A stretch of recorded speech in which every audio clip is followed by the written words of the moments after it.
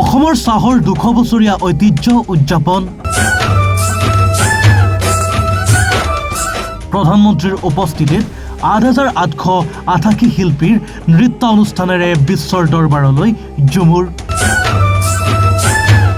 সাক্ষী হল 61খন ৰাষ্ট্ৰৰ ৰাষ্ট্ৰদূত। অসমত বৃহৎ বিনিয়োগ আৰু আন্তঃগাঁথনি সন্মিলন এডভান্টেজ আছাম 2.0। দেশী বিদেশী উদ্যোগপতিৰ 5.14 লাখ কোটিৰ বিনিয়োগ প্ৰস্তাৱ। 46 মাহতো অব্যাহত আছে হিমন্ত বিশ্ব শৰ্মা চৰকাৰৰ বিকাশ আৰু উন্নয়নৰ অশ্বমেধ ঘোঁৰা। মুখ্যমন্ত্ৰীৰ দূৰদৰ্শী নেতৃত্বৰ ফলত ৰাজ্যৰ প্ৰতিটো স্তৰতে পৰিলক্ষিত হৈছে সমাজৰ সৰ্বাংগীন উন্নয়ন।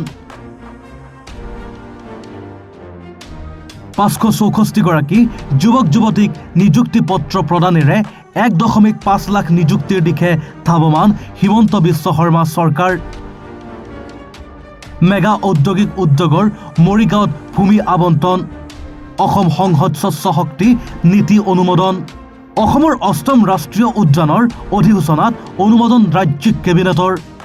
লগতে 7 স্থায়িত্বশাসিত পৰিষদ আইনৰ সংশোধনৰো অনুমোদন ৰাজ্যিক কেবিনেটৰ। পোনপ্ৰথমবাৰৰ বাবে দিছপুৰৰ বাহিৰত অসম বিধানসভাৰ অধিৱেশন অনুষ্ঠিত কৰি এক নজিৰ সৃষ্টি হিমন্ত বিশ্ব চৰকাৰৰ। অসমৰ গৌৰৱ উজ্জ্বল 200 বছৰীয়া ঐতিহ্য উদযাপন। দেশৰ প্ৰধানমন্ত্ৰী নৰেন্দ্ৰ মোদীৰ উপস্থিতিত মহানগৰীৰ সৰুসজাই ষ্টেডিয়ামত 8,888 শিল্পীৰ নৃত্য অনুষ্ঠানেৰে ঝুমুৰৰ বিশ্ব অভিলেখ স্থাপন। ঢোল মাদল ধমকা বাঁহীৰ সুললিত শব্দত মুগ্ধ 61খন দেশৰ ৰাষ্ট্ৰদূত।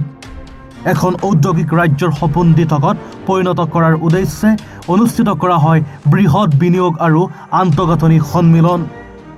দেশ বিদেশৰ ৰাষ্ট্ৰপতিয়ে অংশগ্ৰহণ কৰা এডভান্টেজ আছাম 2.0ত প্ৰায় 5.14 লাখ কোটিৰ বিনিয়োগ প্ৰস্তাৱ।